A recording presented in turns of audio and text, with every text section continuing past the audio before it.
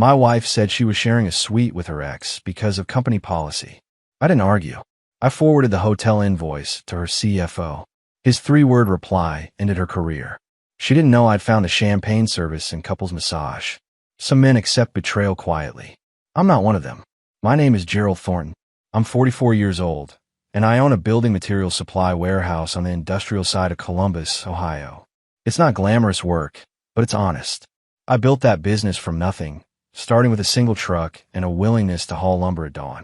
Now I employ 17 people and move enough concrete, steel, and timber to keep half the contractors in Franklin County running. Monica, my wife of nearly 2 decades, works as a human resources manager at Blackstone Logistics. She's good at her job, the kind of person who can smooth over labor disputes and make firing people seem almost compassionate. We have 2 kids.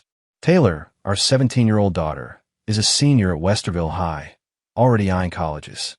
Justin, our 14-year-old son, lives for basketball and video games, in that order. That Tuesday, I was in the kitchen cleaning up after dinner. Monica was upstairs packing, which wasn't unusual. Her job requires travel, maybe once a month. Sales conferences, training seminars, the occasional crisis at one of their regional facilities. I'd gotten used to it over the years. She came downstairs dragging her roller bag, that sleek black Samsonite she bought last year. Her movements were brisk, efficient, like she was checking items off a mental list. So this trip, she said, not quite meeting my eyes. It's the Regional Operations Review in Denver. 3 nights. I nodded, drawing a plate. You mentioned it last week. Right. She paused, adjusting the handle on her bag. The thing is, Dominic's going too. He's presenting the operational efficiency metrics. Dominic Fletcher, her colleague, the director of operations. I'd met him twice at company events. Mid-30s, slick hair, the kind of guy who wears expensive watches and talks about optimization like it's a religion. Okay, I said slowly. Monica cleared her throat. The company's been pretty strict about travel budgets this quarter. They're only approving 1 room per team. So Dominic and I are sharing a suite. I stopped drying the plate. Sharing a suite. It's company policy now, she said quickly. Budget cuts. The suite has 2 separate bedrooms, practically like separate rooms. It's not a big deal. Not a big deal. Those 4 words landed like a brick through glass. Monica, I said, keeping my voice level. You're telling me you're sharing a hotel suite with another man for 3 nights, and I'm supposed to be fine with that because it's company policy? She sighed. That particular exhale she uses when she thinks I'm being unreasonable. Gerald, we're professionals. We work together every day. This is a business trip, not a vacation. Then why didn't you tell me until now? You've known about this trip for 2 weeks. Because I knew you'd react exactly like this. Her tone sharpened. It's not the 1950s anymore. Men and women can be colleagues without it meaning something. Taylor appeared at the top of the stairs, earbuds in, but I could tell she was listening. Monica noticed too and lowered her voice.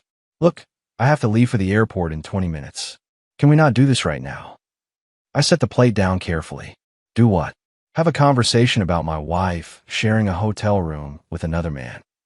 It's a suite, Gerald. And yes, we're professionals doing professional work. She picked up her bag. I'll call you when I land. She kissed me on the cheek, that same perfunctory gesture she'd been using for months now. No warmth, no reassurance, just obligation. The front door closed. Through the window, I watched her taillights disappear down Maple Grove Drive. I stood there in the kitchen, dish towel in hand, feeling something cold settle in my chest. Not anger yet.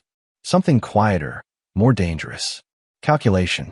Because if Monica thought I was going to sit at home and accept this without question, she didn't know me nearly as well as she thought she did. 19 years of marriage had taught me plenty about my wife. But apparently, I still had some things to learn. I didn't sleep that night. Instead, I sat in my home office with a bourbon I didn't drink and Monica's tablet open in front of me. She'd left it charging on her desk. Probably figured she wouldn't need it for a 3-day trip. What she forgot was that we share the same cloud account, set up years ago when we were actually talking about being a team. The hotel confirmation loaded on the screen within minutes. The Riverside Summit, Denver. 1 executive suite, 3 nights. Monica Thornton and Dominic Fletcher listed as guests. Room rate, $2,100. Charged a Blackstone Logistics corporate card. But it was the amenities section that made my jaw tighten. Premium bar package, couple spa access, late checkout privilege, champagne, turn-down service. I took a screenshot, saved it to my personal drive, then opened a new email. The recipient took me a minute to find. Richard Kellerman, CFO of Blackstone Logistics. His email was public on the company website, listed under executive leadership. I'd never met the man, but Monica had mentioned him before, usually in the context of someone who didn't tolerate waste or policy violations. Subject line, expense clarification request. I kept the body simple, professional, the kind of language I used when dealing with suppliers who try to overcharge me. Mr. Kellerman, I'm writing regarding a hotel booking made through Blackstone Logistics for the Denver Operations Review. The attached invoice shows a shared suite accommodation for 2 employees, Monica Thornton and Dominic Fletcher, with amenities that appear to exceed standard business travel guidelines. I'm requesting clarification on whether this arrangement complies with company expense policy and appropriate professional boundaries. Please confirm this meets your approval standards. I attached the PDF screenshot, double-checked the recipient address, and hit send at 11:47 p.m. Then I closed the laptop and finally took that sip of bourbon. Monica called the next morning from Denver. I was at the warehouse, checking inventory sheets with my operations manager, when her name lit up my phone. Hey, I answered, keeping my tone neutral. Just landed, she said. Bright, cheerful like nothing was wrong. Flight was smooth. Hotel's nice. Good to hear. A pause. You sound distracted. I'm at work, Monica. Kind of busy. Right. Another pause, longer this time. Taylor asked if you could pick her up for volleyball practice at 6. I forgot to mention it before I left. I'll handle it. Okay. Well, I should go. Dominic's waiting at baggage claim. Of course he was. Have a productive trip, I said, and ended the call before she could respond. By 2:30 that afternoon, my phone buzzed with a new email. The sender, Richard Kellerman. The entire message was 3 words. Thanks. We'll handle this. I read it twice, then leaned back in my office chair. 3 words, but they carried weight. Corporate speak, for we're looking into it. For someone just open a file. For this is now on record. I didn't reply. Didn't need to. I'd set the machine in motion. Now I just had to wait and watch it work. That evening, I picked up Taylor from practice like I promised. She tossed her gym bag in the back seat and climbed in, her hair still damp from the locker room showers. Mom make it to Denver okay? She asked. Yeah. She called this morning. Taylor pulled out her phone, scrolled for a moment, then looked at me. Dad, can I ask you something? Always. Do you think Mom's trip is actually just for work? I glanced over at her. 17 years old, but sometimes she seemed older, more observant than Monica gave her credit for. Why do you ask? She shrugged, but her expression stayed serious. I don't know. She's been weird lately. On her phone a lot. Kind of distant. I turned my attention back to the road. People get stressed with work. It happens. Yeah. Taylor didn't sound convinced. I guess. We drove in silence for a few blocks. Then she spoke again, quieter this time. If something's wrong, you tell us, right? Me and Justin. I reached over and squeezed her shoulder. When there's something you need to know, I'll tell you. I promise. She nodded and went back to her phone. But her question stayed with me the rest of the drive home. Because the truth was, I didn't know yet what was wrong or how bad it was going to get. I just knew that email I'd sent wasn't the end of anything. It was the beginning. Monica called that evening around 8. I was helping Justin with algebra homework at the dining room table when my phone buzzed. Hey, I said, putting her on speaker so I could keep checking Justin's equations. Hi. Sorry I didn't call earlier. The sessions ran late. Her voice sounded tired, or maybe just careful. How was your day? Busy. Shipment of rebar came in wrong gauge. Had to sort out with the supplier. I circled a mistake in Justin's work. How's the conference? Fine. Productive. A pause. The hotel's actually really nice. The suite has great views of the mountains. The suite. She said it so casually, like it was perfectly normal. That's good, I said. Dominic enjoying the views too? Silence on the other end. Justin looked up from his homework, sensing the shift in tone. Monica cleared her throat. Gerald, can we not do this while I'm trying to work? Do what? Ask about your accommodations. Make it sound like something it isn't. Her voice had an edge now. We're professionals on a business trip. That's all this is. Justin quietly gathered his books and left the table. Smart kid, knowing when to make himself scarce. I took her off speaker. Monica, I'm not stupid. You're sharing a hotel suite with another man. A younger man who happens to work directly under you. How exactly am I supposed to feel about that? You're supposed to trust me. She said it like a challenge. After 19 years, I would think I've earned that. Trust goes both ways. And you didn't trust me enough to have an honest conversation about this before you left. Because I knew you'd react exactly like this. Her voice rose, getting jealous and possessive over a work arrangement I didn't even choose. Company policy, right? I kept my tone even. That's what you said. Yes. Company policy. Interesting. Because I would have thought a company as big as Blackstone would have clearer guidelines about opposite gender employees sharing rooms. Another pause, longer this time. What are you implying? I'm not implying anything. Just making an observation. I walked to the kitchen window, looking out at the darkening street. Have a good evening, Monica. I'm sure you and Dominic have early meetings tomorrow. Gerald. I ended the call. My phone rang again immediately. I let go to voicemail. Then it rang a third time. I turned it face down on the counter and left it there. Taylor appeared in the kitchen doorway. Everything okay? Fine. Just tired. I opened the fridge, stared at its contents without really seeing them. You finish your homework? Yeah. She hesitated.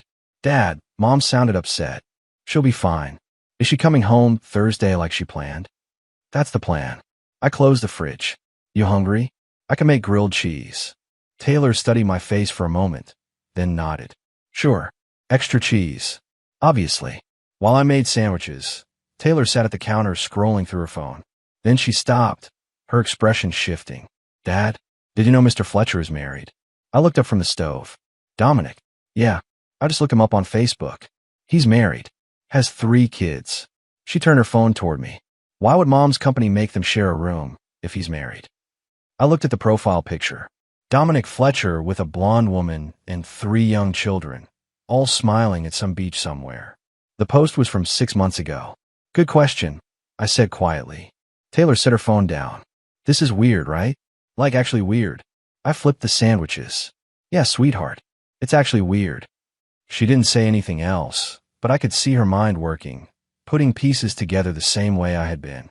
The sandwiches were done a few minutes later. We ate in silence, both of us thinking about things we didn't want to say out loud yet. My phone stayed face down on the counter. For missed calls from Monica by the time I went to bed. I didn't listen to any of them.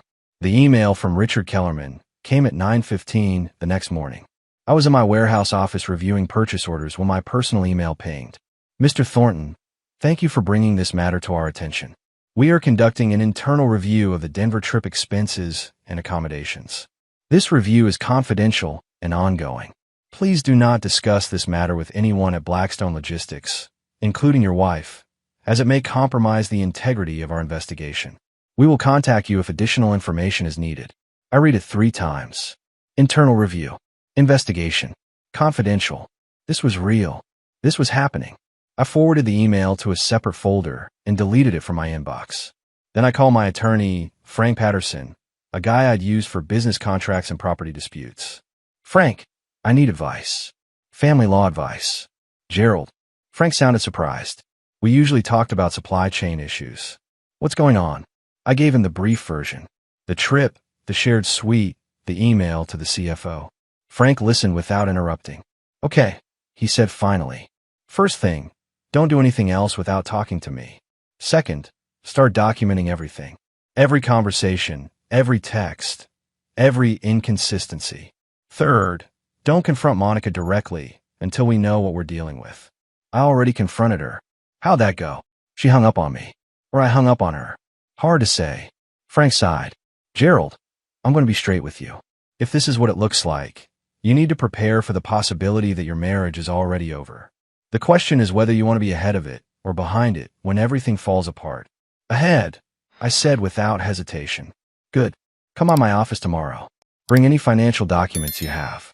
Bank statements, property deeds, business records. We'll start building a file. After I hung up, I sat at my desk staring at nothing. 24 hours ago, I was washing dishes in my kitchen. Now I was talking to a divorce attorney. Monica called at lunch. I let it ring through. She texted an hour later. We need to talk. Call me. I didn't respond. At 3 p.m., my phone rang from an unknown number. I almost didn't answer, then figured it might be a supplier. Mr. Thornton. A woman's voice, professional, clipped. This is Patricia Reeves from Blackstone Logistics Human Resources. Do you have a few minutes? My pulse quickened. Sure. We're following up on the expense inquiry you submitted to Mr. Kellerman. I need to ask you some questions about your wife's travel patterns. Has Mrs. Thornton mentioned previous trips where she shared accommodations with Mr. Fletcher? I thought back through the last year. She mentioned working with him on several projects. I don't know specific details about past trips. Have you noticed any changes in her behavior recently? Increased phone usage, unexplained absences, defensive reactions when asked about work. Every question felt like a scalpel cutting deeper. Yes to all three. Thank you. That's helpful. Papers rustled in the background. Mr. Thornton, I want to be clear that we take workplace relationships very seriously, especially when they involve supervisors and direct reports. If our investigation confirms policy violations, there will be consequences. What kind of consequences? That depends on what we find. But I can tell you that Blackstone has a zero-tolerance policy for romantic relationships between managers and their subordinates. It creates liability issues. After we hung up, I sat there processing what she just told me. Romantic relationships, liability issues, zero tolerance. This wasn't just about a hotel room anymore. This was about Monica's entire career. And somewhere in Denver, in that suite with the mountain views, she had no idea the ground was crumbling beneath her feet. Monica came home Thursday evening, 2 hours later than her original flight time. No explanation, just a text saying her meeting ran over. I was in the kitchen making spaghetti when I heard her car pull into the driveway. Taylor and Justin were upstairs doing homework. I told them to stay in their rooms until I called them for dinner. They understood without me having to explain why. Monica walked in carrying her roller bag, her face carefully neutral. She set the bag by the stairs and came into the kitchen. "Hi," she said. "Welcome back." I kept stirring the sauce. She stood there for a moment, then crossed her arms. "We need to talk about what you did." Agreed. But not here. Not with the kids home. I turned off the burner. "Tomorrow morning, after I drop Justin at school. We'll talk then." "Gerald, you contacted my company. You started an investigation that could destroy my career. We need to discuss this now." I turned to face her. "Did you share a hotel suite with Dominic Fletcher for 3 nights? "Yes, but did that suite include amenities like couple spa access and champagne service?" Her jaw tightened. "The company booked those amenities. I didn't request them. But you didn't decline them either. You didn't call me and say, 'Hey, this looks inappropriate. Maybe I should request separate rooms.' You just went along with it and expected me to accept it without question, because it was a work trip. How many times do I have to say that? Monica, Dominic is married with 3 kids. Did his wife know about this arrangement?" She blinked. "I don't know. That's not my concern. It should have been. Because when married people share hotel suites with other married people, especially when one is the other's supervisor, it raises questions. Questions that HR is now asking. You had no right. I had every right." My voice rose for the first time. "I'm your husband. When something doesn't add up, I'm allowed to ask questions. And when those questions get deflected and dismissed, I'm allowed to dig deeper." Monica's eyes were bright with anger. "You humiliated me." Patricia Reeves grilled me for an hour about my relationship with Dominic. They're reviewing all my travel records. They've suspended my travel privileges pending investigation. Then maybe you shouldn't have put yourself in a position that warranted investigation. She stared at me like I was a stranger. "I can't believe you're doing this." "I'm not doing anything. I asked one question. If that question caused your world to fall apart, then your world was built on something pretty shaky." Justin appeared in the doorway. "Is dinner ready?" Monica turned away, wiping her eyes. "I need to unpack." She grabbed her bag and went upstairs. I heard our bedroom door close. Justin looked at me. "Everything okay?" "Dinner's ready," I said. "Go get your sister." We ate in near silence, the empty chair at the table speaking louder than any of us. After the kids went back upstairs, I sat at the dining room table with Frank Patterson's business card in front of me. Tomorrow morning, I'd be making another call. Because whatever Monica was hiding, whatever truth she was protecting, it was about to come out, and I needed to be ready for it. Friday morning, I met Frank Patterson at his office downtown. Monica had left early for work without saying goodbye, which told me everything about where we stood. Frank's office smelled like leather and old books. He sat across from me with a yellow legal pad, taking notes while I laid out everything. The trip, the suite, the corporate investigation, Monica's defensive reactions. Okay, Frank said when I finished. First question, do you want to save this marriage? I've been asking myself that all night. I don't know if there's anything left to save. Fair answer. Second question, what's your financial situation? I walked him through it. The warehouse business was mine, established before the marriage. The house was jointly owned, bought 12 years ago. Savings accounts, retirement funds, 2 cars. Standard middle-class assets accumulated over 19 years. Kids are 17 and 14, Frank said, making notes. Ohio's a shared parenting state, unless there's cause otherwise. You have any concerns about Monica's parenting? No, she's a good mother. This isn't about the kids. Everything's about the kids in divorce court. Frank set down his pen. Gerald, I'm going to be straight with you. If Monica's having an affair, we need proof. Corporate investigations are helpful, but they're not the same as evidence of infidelity. Do you have access to her phone records? Email, text messages? Some. We share a cloud account. Start documenting. Screenshots, timestamps, anything unusual. But don't hack her devices or install tracking software. That can backfire legally. He pulled out a form. I'm going to draft a separation agreement. Basic terms, asset protection, temporary custody arrangement. You don't have to use it, but if this goes south quickly, you'll want it ready. How quickly could this go south? Corporate investigations move fast when liability's involved. If Blackstone finds evidence of inappropriate conduct, they'll terminate one or both employees. Monica loses her income, gets defensive, might try to claim you sabotaged her career. Frank leaned back. She could file for divorce first, try to control the narrative. You need to be prepared for that. I sat there processing. 2 weeks ago, I was washing dishes and checking inventory sheets. Now I was discussing divorce strategy with an attorney. What do I tell the kids? Nothing yet. Not until you know what you're dealing with. Frank stood up. Go home. Document everything. And Gerald, don't let guilt make you stupid. If she's cheating, that's on her, not you. I drove back to the warehouse, feeling hollowed out. My operations manager, Pete, was in the office reviewing delivery schedules. Boss, you okay? Pete asked. You look rough. Long week. Monica's trip okay? I almost laughed at that. It was interesting. My phone buzzed. Text from Taylor. Dad, can you pick me up after school? Need to talk. I texted back. Sure. 3:15. When I picked her up that afternoon, she got in the truck and immediately said, Mom's being weird. How so? She's been in the bedroom on her phone all day. I heard her crying earlier. Taylor looked at me. Dad, what's really going on? I gripped the steering wheel. Your mom and I are going through some things. Adult things that we need to work out. Is she cheating on you? The question hit like a fist. Why would you ask that? Because I'm not stupid. The trip, the weird hotel thing, the way you guys aren't talking. Taylor's voice shook. Mr. Fletcher's married, Dad. I looked him up. Why would Mom share a room with a married guy unless something was going on? I pulled over into a parking lot and turned off the engine. Taylor, I don't know what's happening yet, but I promise you, when I do know, I'll tell you the truth. She wiped her eyes. I don't want you guys to get divorced.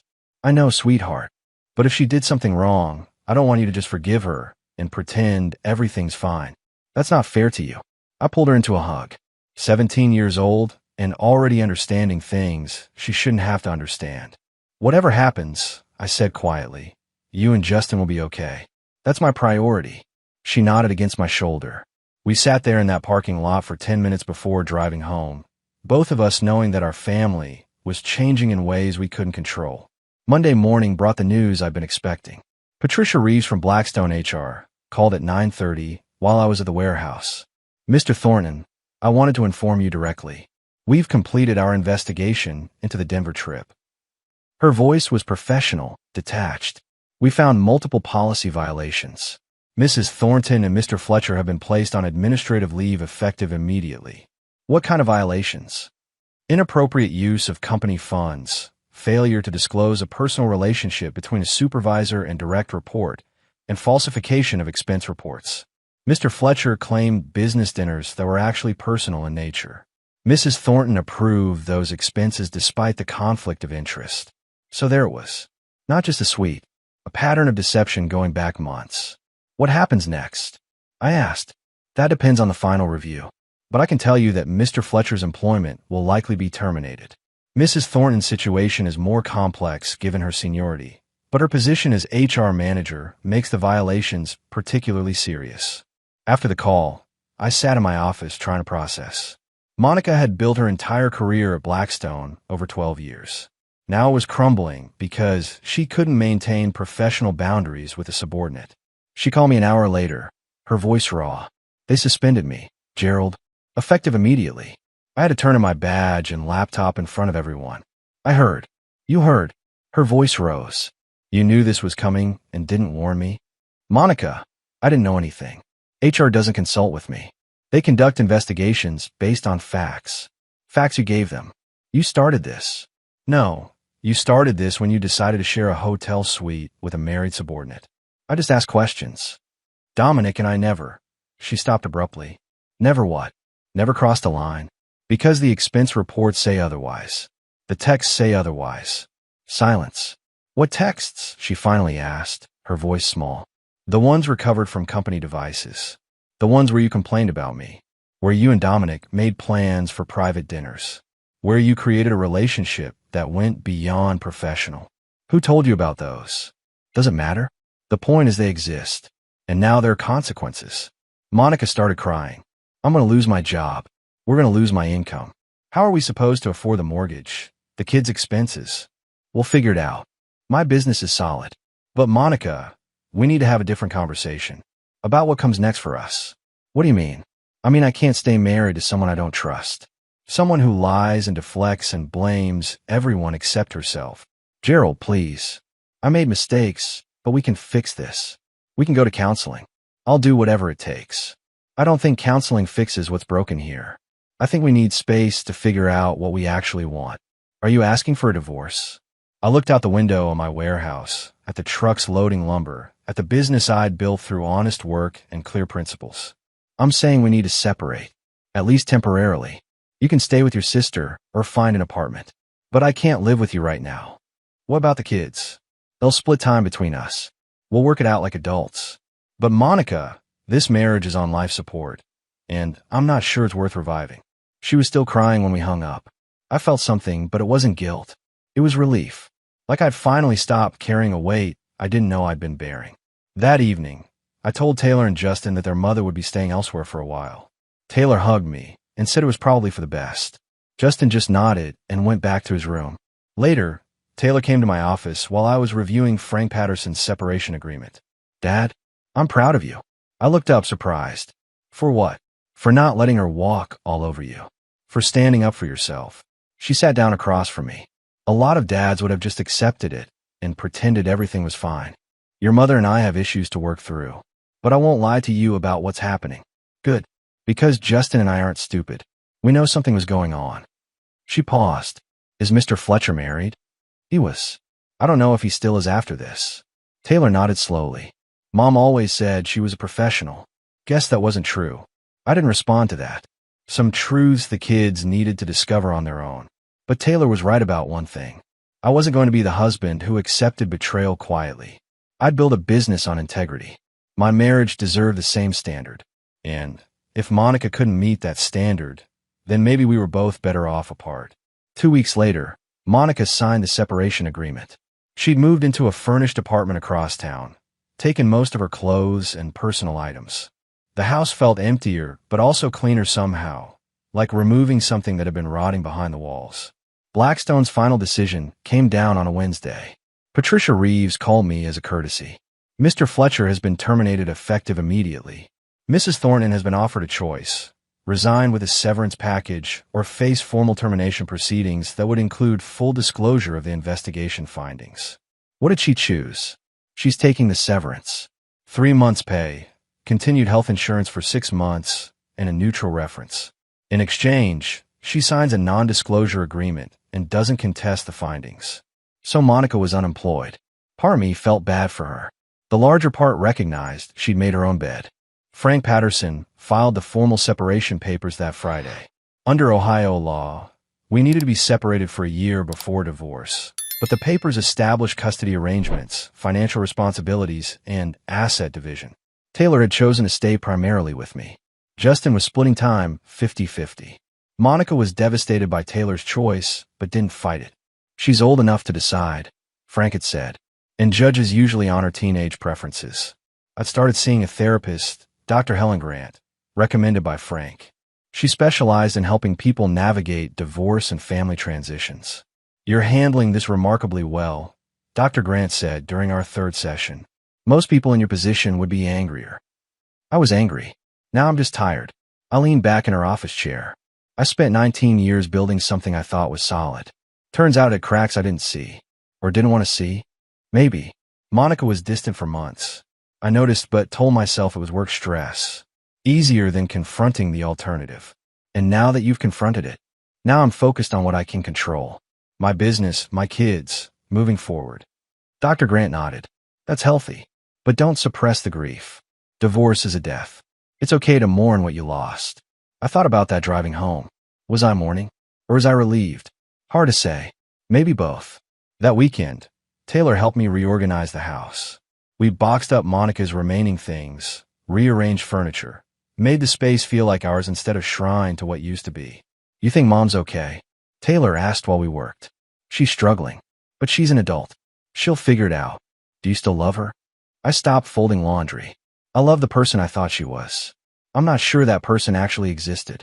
Taylor absorbed that. That's sad. Yeah, it is. But it's also honest. And honest is better than pretending. Justin came out of his room later, skateboard under his arm. Dad, can we get pizza tonight? Mom always made that weird casserole on Saturdays. I laughed. Pizza sounds perfect. We ordered 3 large pizzas and ate them in the living room watching basketball. No casserole, no tension, just us being comfortable in our own space. Monica called during the game. I let it go to voicemail. She'd been calling daily, sometimes crying, sometimes angry, always wanting something I couldn't give her anymore. Absolution. The voicemail was short. Gerald, please. We need to talk about really fixing this.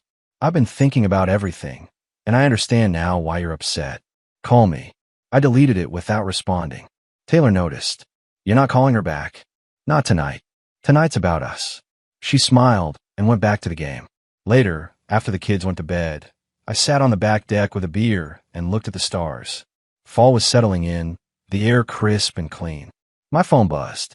Text from Frank Patterson. Heads up. Monica's attorney reached out. She wants to negotiate custody and alimony. Be prepared for pushback. I texted back. Let them push. I'm not budging on what's fair. The thing about building a business from nothing is you learn to spot bad deals. You learn when to walk away, when to stand firm, when to protect your assets. Monica was a bad deal now. Not because I hated her, but because staying tied to someone who'd proven untrustworthy was throwing good money after bad. Frank had been right weeks ago. My marriage was over. The question wasn't whether to save it. The question was how to end it with dignity and protect what mattered. My kids, my business, my peace of mind.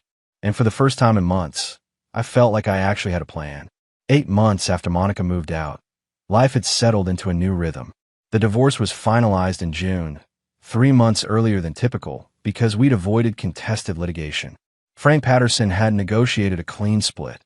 Monica got her severance money and half the home equity when we sold the house. I kept the business, the kids stayed primarily with me, and we moved forward. I bought a smaller house in Westerville, closer to the warehouse. 3 bedrooms, decent yard, nothing fancy but comfortable. Taylor had her own space for studying. Justin had room for his gaming setup, and I had a home office where I could work without memories haunting every corner. The warehouse business had grown 20% since the divorce. Turned out I'd been distracted for years, running on autopilot, while Monica's drama consumed mental energy I didn't realize I was spending. Now, focused and clear-headed, I'd landed 3 major contractor accounts and hired 2 additional warehouse staff. Pete, my operations manager, noticed the change. Boss, whatever's different about you this past year, keep it up. You're sharper, more decisive. Divorce will do that, I said with a slight smile. Clears away the noise. Taylor was thriving. She'd been accepted to Ohio State with a partial scholarship. During her graduation party in May, she pulled me aside. Dad, I need to tell you something. I'm glad you didn't stay with Mom. I know that sounds harsh, but watching you become yourself again this past year has been incredible. You're happier, more present. That's worth more than keeping a broken marriage together. I hugged her, throat tight. That means everything, sweetheart. Justin was adjusting too. He saw Monica every other weekend, but he told me privately that her apartment felt sad, like she was stuck replaying her victimhood on loop. He preferred being home, where things felt stable. Monica herself had found work at a smaller logistics company, entry-level position, significant pay cut. She tried dating briefly, some guy she met through a friend, but that fizzled within weeks. Her social circle had shrunk dramatically. Most of our married friends had quietly chosen sides, and I'd gotten the majority. She called me in July, asking if we could talk about reconciliation. I declined gently but firmly. Monica, we're different people who want different things. The marriage is over. We need to focus on co-parenting and moving forward separately. She cried, but I hadn't wavered. Some doors, once closed, shouldn't be reopened. Dominic Fletcher's life had imploded spectacularly. His wife filed for divorce immediately after his termination, taking primary custody of their 3 kids and the house. He'd moved back to his parents' place in Toledo, working retail management. I'd heard through the professional grapevine that he was persona non grata in corporate logistics. I didn't feel satisfaction about his downfall, just a distant acknowledgement that actions have consequences. Dr. Grant, my therapist, asked during our final session if I had any regrets. One, I said, I regret not trusting my instincts sooner. I knew something was wrong for months. I should have acted earlier. And what did you learn? That integrity isn't negotiable. That silence enables bad behavior. That sometimes the strongest thing you can do is say no and mean it. She smiled. You've come a long way, Gerald. I had. From that kitchen conversation in September to this moment of clarity and peace. The journey hadn't been easy, but it had been necessary. And I'd emerged stronger, clearer, more myself than I'd been in years.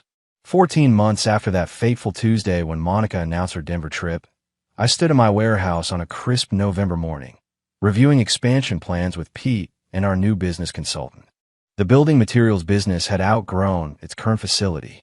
We were looking at a larger warehouse across town, triple the square footage, room for additional product lines and staff. A significant investment, but the numbers supported it.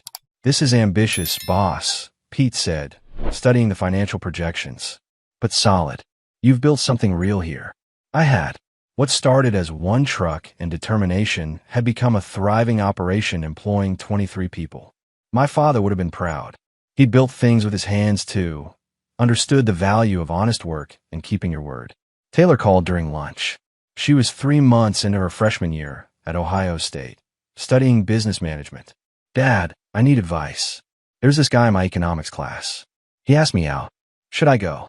Do you want to? Yeah, but I'm nervous. What if he's like Mom? What if I can't trust my judgment? Taylor, you're not your mother. You're thoughtful, honest, and you've seen firsthand what betrayal looks like. That awareness is your protection. Go on the date. Trust yourself. And if something feels wrong, you'll know. She laughed softly. When did you become so wise? Divorce teaches you things, mostly about what you won't tolerate anymore. That evening, Justin and I watched basketball in the living room. During halftime, he asked, Dad, you ever think about dating again? Sometimes. Not actively looking, but I'm open to it eventually. Good. You shouldn't be alone forever, just because Mom messed up. Out of the mouths of 15-year-olds. The doorbell rang. I opened it to find Taylor's friend from high school, now also at Ohio State, dropping off something Taylor had left in her car. Mr. Thornton? Taylor wanted me to give you this. She handed me a framed photo. She said you'd understand. It was a picture from my warehouse grand opening 15 years ago. Me, younger, standing in front of my first delivery truck with a huge grin. Monica was in the photo too, standing beside me, but Taylor had carefully cropped it, so only I remained. The note attached said, This is who you really are. Someone who builds things that last. Love you, Dad. I set the frame on my desk in the home office, next to my business licenses and contractor certifications. Evidence of what I'd built through integrity and hard work. Monica had texted me that morning, asking if we could have coffee and talk. I'd politely declined. We had nothing left to discuss beyond logistics involving Justin's schedule. The past was settled. The future was mine to shape. Frank Patterson called that afternoon with final paperwork. That's it, Gerald. Divorce officially concluded. All assets divided, custody formalized. You're a free man. Thanks for everything, Frank. You handled this better than most. Kept your head, protected your interests, didn't let emotion override strategy. That's rare. After we hung up, I sat in my office thinking about that word. Strategy. I'd approached the end of my marriage the same way I approached business. Clearly, decisively, without compromising my principles. Some people might call that cold. I called it survival. That Saturday, I took Justin to his basketball tournament. Sitting in the bleachers, watching my son play with focus and joy, I felt something I hadn't felt in years. Contentment. Not happiness exactly, because happiness felt temporary, conditional. This was deeper. The quiet satisfaction of a life built on solid ground. Monica was somewhere else, living her separate story, dealing with consequences she'd earned. I wished her no ill will, but I also felt no obligation to her anymore. My obligations were my kids, my business, my own peace of mind, and I was meeting all of them. The game ended. Justin's team won. He ran over, sweaty and grinning. Did you see that three-pointer in the fourth quarter? Saw it. That was clutch. We headed to the parking lot, planning where to grab dinner, talking about nothing and everything. Normal, comfortable, honest. Exactly what life should be. Behind me, literally and figuratively, was a marriage built on obligation and illusion. Ahead was possibility, freedom, and the knowledge that I'd stood up for myself when it mattered most. I'd sent that invoice to Monica's CFO on a Tuesday night in September, not knowing it would trigger an avalanche that would reshape my entire existence. Looking back now, I wouldn't change a thing, because sometimes the strongest move isn't trying to save something broken. It's recognizing the break, documenting it, and walking away with dignity. I'd done exactly that, and I was better for it.